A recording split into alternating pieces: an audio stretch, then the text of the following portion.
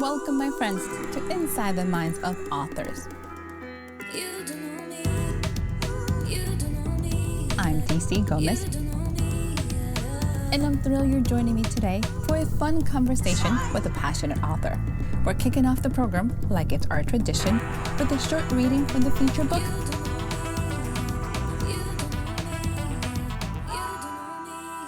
I hope you guys enjoy it. Let's get started. This is chapter 19 of They Canceled the DJ by me, Freddy Cruz. As Skip escorts us back to the break room where he met us, all I can think is how not awesome this is.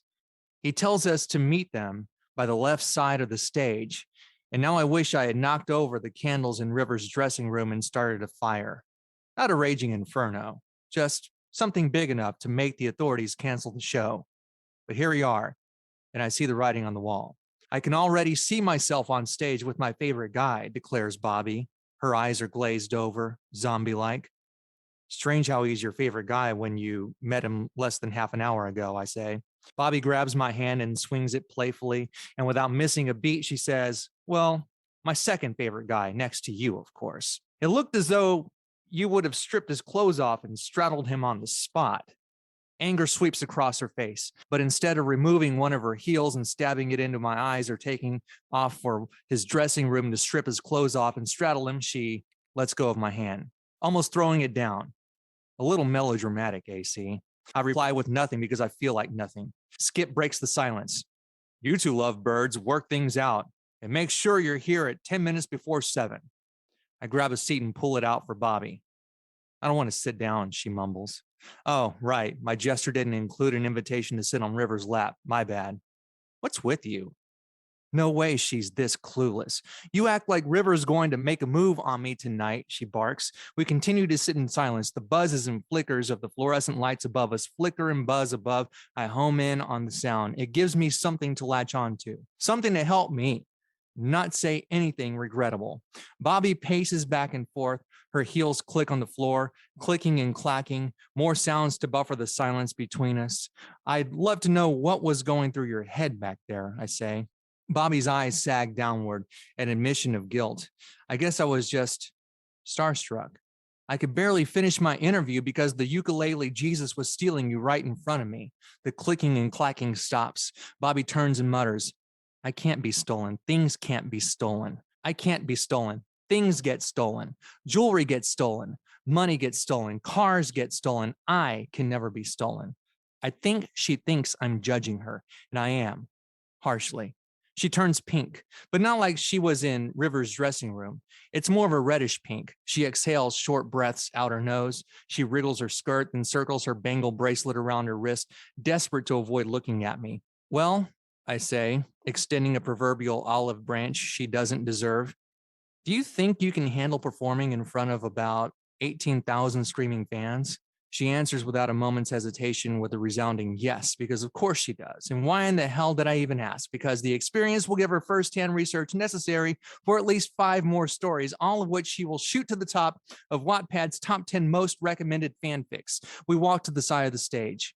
A sea of River fans appears all around us, mostly women in packs of 3, pairs of women with husbands and boyfriends, women with friends who think they're more than friends but will get tossed into the friend zone later. Tonight, when they attempt at a kiss, gets denied. And the signs. Someone quench my thirst for River. River gets my juices flowing. River can swim in my deep end. And they say guys are boorish. What you thinking about? Asks Bobby. How I botched the interview because of my amateur girlfriend is what I want to say. My plan for escaping this concert is what I want to say. Which song he'll open up with and whether or not it'll make you throw your panties at him is what I want to say. But instead, I tell her how awesome it is that she gets to join her idol on stage.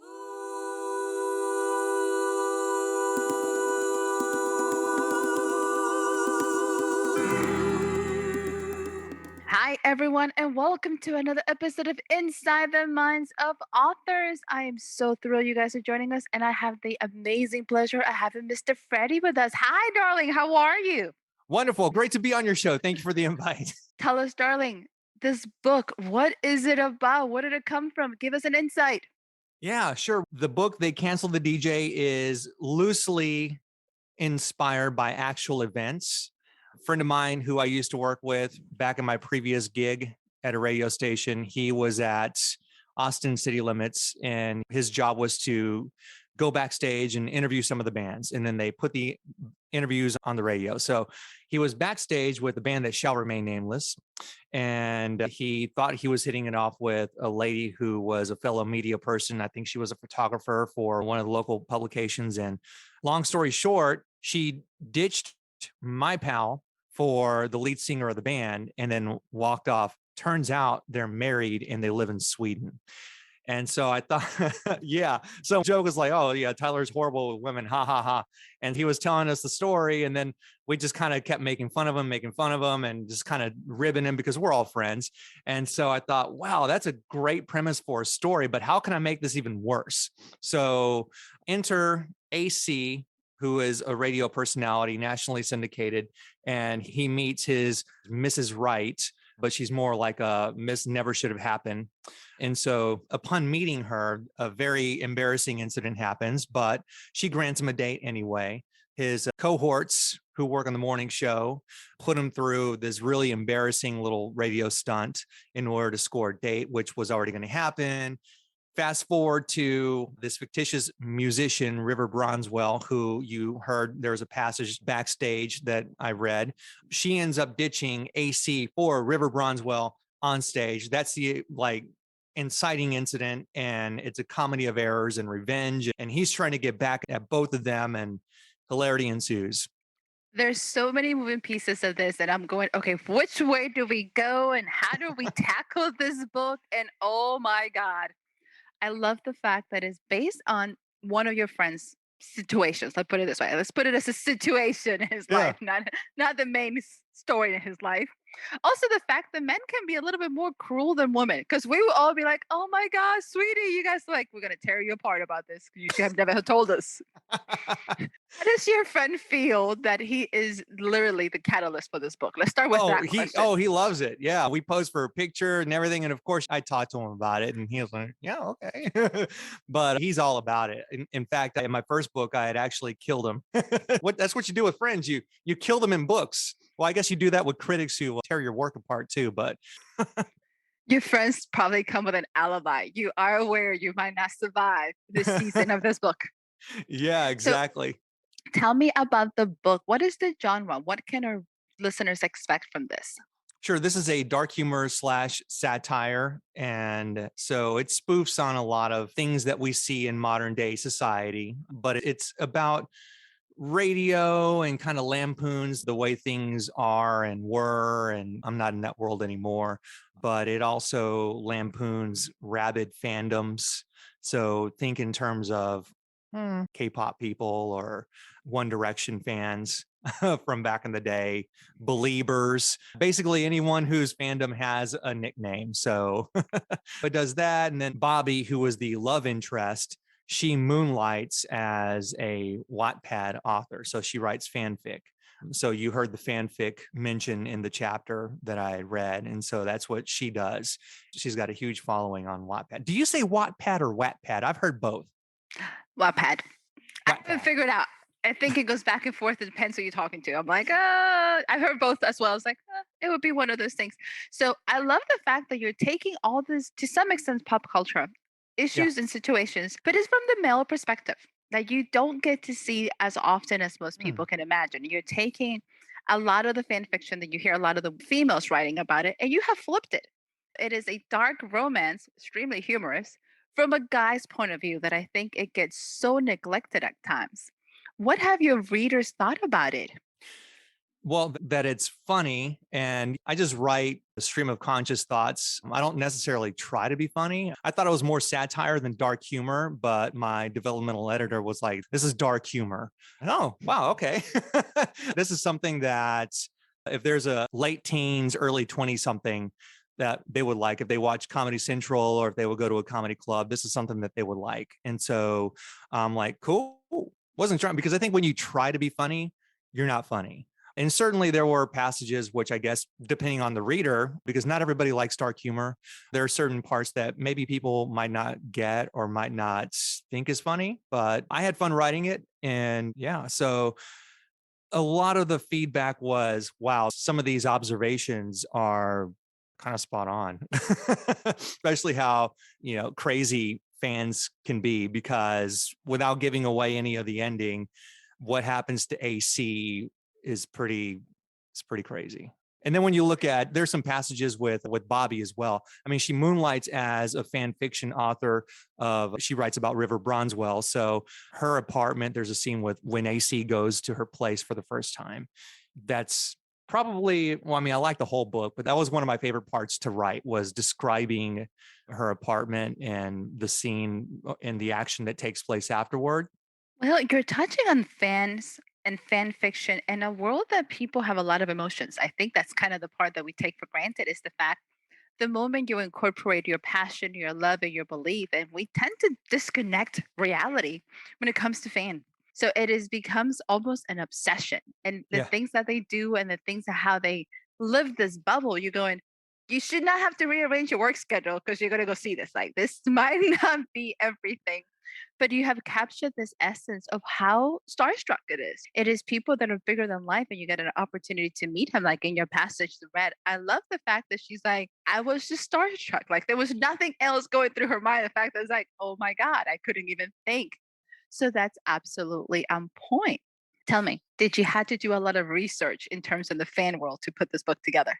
I did unfortunately have to dive into the world of fan fiction. And when I put it out there that I had spent an entire weekend reading some of this stuff,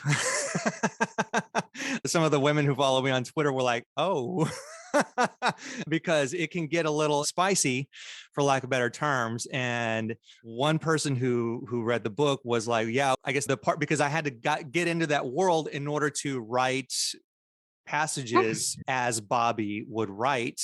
And it was apparently not spicy enough for this particular reader.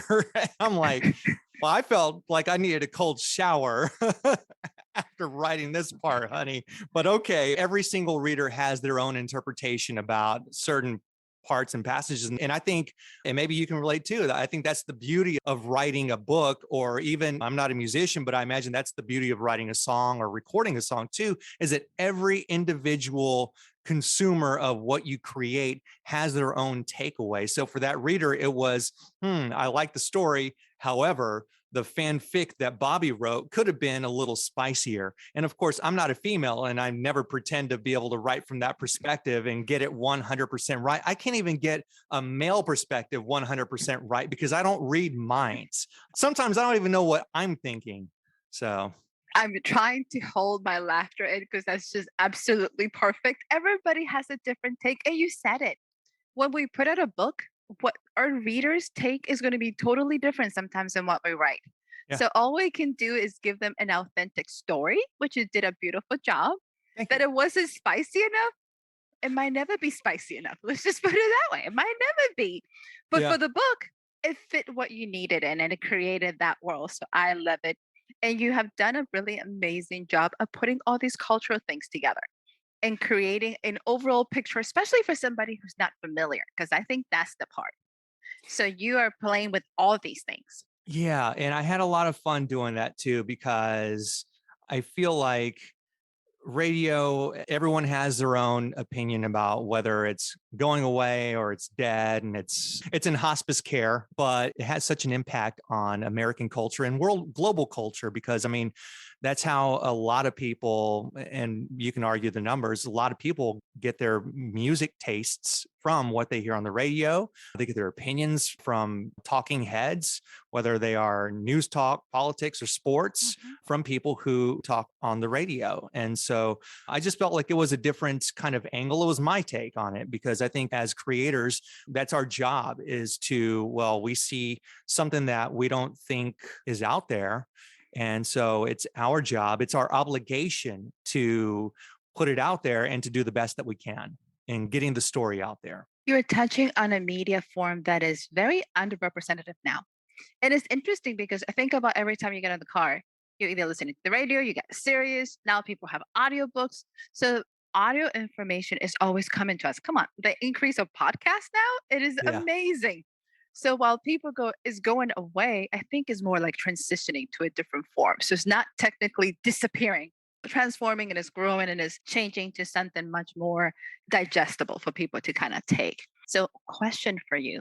Are you writing series or standalone? I like standalones simply because I feel like I don't want to get to a point where if I write, let's say, for example, I do write a sequel to this story, I feel like I wouldn't be interested enough in any of the characters. So I feel like it's a way for me to remain engaged with the craft of creating a story if it's a standalone. And there are a lot of my favorite writers who write standalones. One of my all-time favorites is Chuck Palahniuk, and there are nods to Chuck in each of my two books, but he writes standalones. He's got Fight Club, the novel, but then he's got the graphic novels as well. So that will be the exception, but all of his other books are standalone books. And so I figure if I put enough out there, if I put one every year and a half, 2 years, hopefully no longer than 2 years, but if I spend a year, if I go with a year after year after year, then I keep myself engaged in writing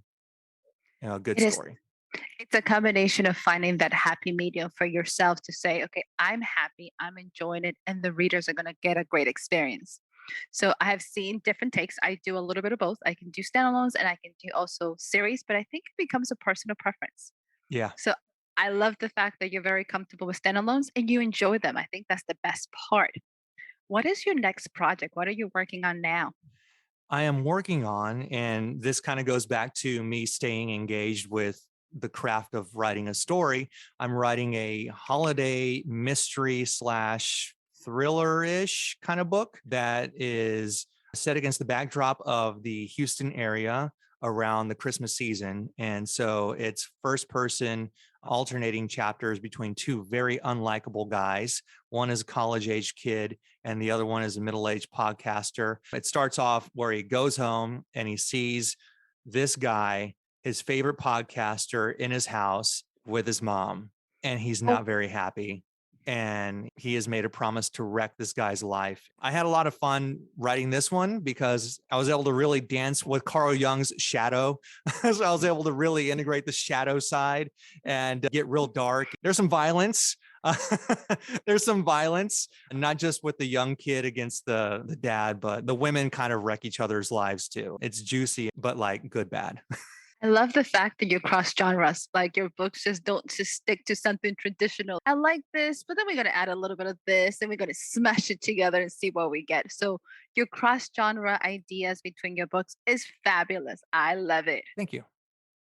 Thank you. Yeah, well, I had a lot of fun writing this one. I think once you really get into a manuscript and there's this kind of tipping point where you start, I guess you look at the blank. I don't know. Do you write longhand or on the keyboard? I do outlines longhand and then I type.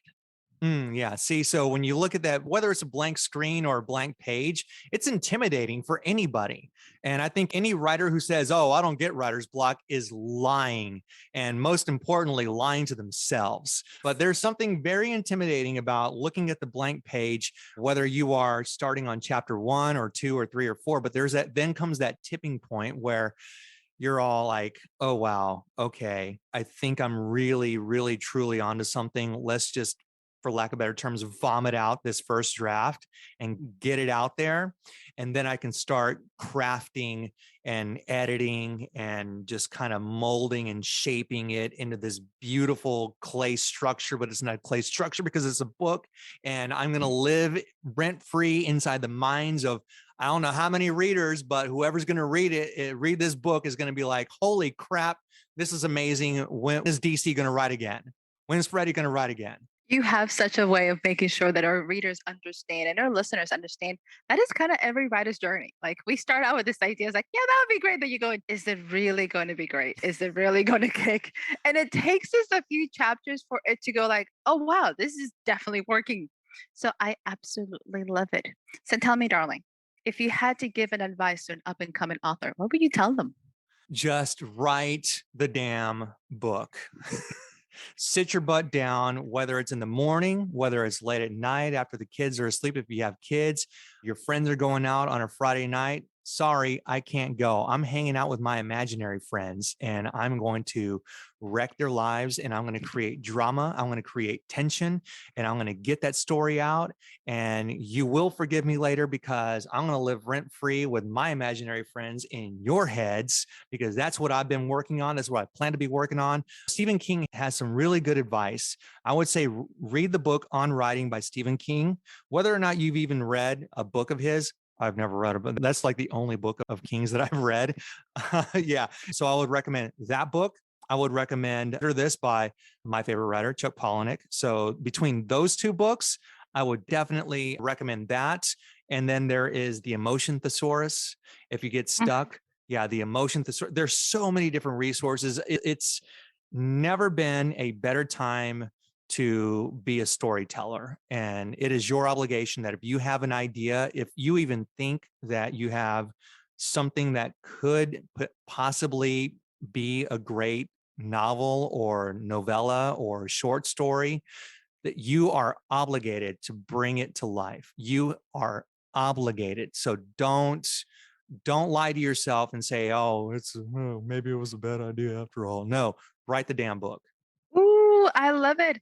I usually tell a lot of my mentees, the world needs your words, put it down, but it is your obligation. That is so, so powerful. Absolutely love it. So tell me, darling, where can our listeners find you? Where they can find the book, how they can learn more about you? Where are you at? Sure. Thank you. TheFreddyCruz.com. Do you say the or the? I feel like if you say the, it's like THEE, but it's the, like one E, TheFreddyCruz.com. We can find you either way. It will be in the comments. People can find you. It will be fabulous. The caramel.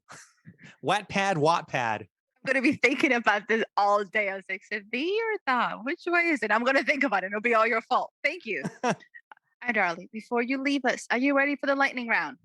I'm ready for the lightning round. Hit me. Easy peasy. Don't think too much about this. Cold drinks or hot?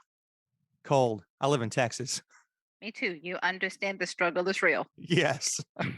Fruit or veggies? Fruit. That one should have not been that hard. Comedy or action? You had to. Action. Man, these are killing you. Okay. Summer or winter? Winter.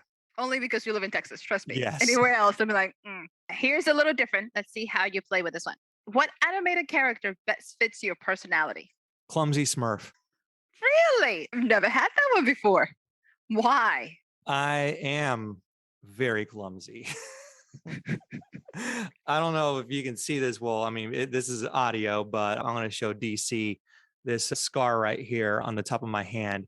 I got cut with a ninja blade pouring. Yeah, well, okay. All right. I'm going to go on a soapbox. So this might not be much of a lightning round answer. So we got a ninja and I'm pouring my smoothie in, and not like with the Oster brand blenders, do you have the screw on at the bottom and the blade doesn't fall out. With the Ninja, you screw it in, but there's no click. So when you pour it, it falls out. And I learned that the hard way.